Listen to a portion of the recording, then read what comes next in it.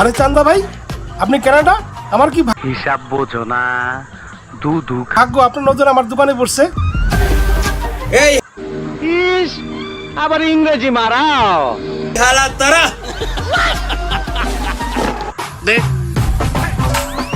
বেড়া থো ডলার মলার আমার লাগবে না বেড়া, আমার তুই অন্য জিনিস দিবি।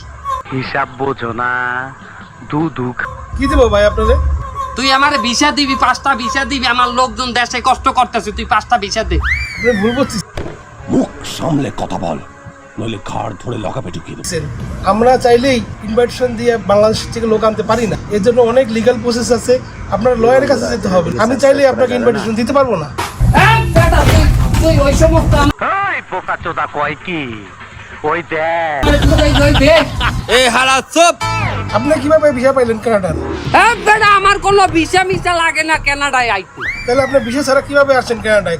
আমার আসল পরিচয় পাইলে তুই খারায় মুইতা দিবি, বহনের টাইম পাবি না। কোন এয়ারলাইন্স আসছেন? Dollar airlines. Dollar airlines? এটা কোন পথে চলে? পানি পথে চলে, আমি পানিতে টলারে চড়ি আইছি বেটা। অত কথা বুঝি না, কত বড় ব্যবসাটা তুমি এখানে করো। এখানে একটা বাংলাদেশি দোকান দিছো, এখানে এমন কোন প্রোডাক্ট নাই বাংলাদেশি যেটা পাওয়া যায় না। রমরমা ব্যবসা করতেছো, আমার তুমি চান্দা দেবা না? আমার লোক আনো এখানে তুমি। ভাই আমি আপনাকে কিভাবে ভিসা দিব? আমি নিজেই তো এখানে স্থায়ী হইতে পারি নাই। ওই বোকা চোদা কয় কি, ওই দেখ। বন্ধুরা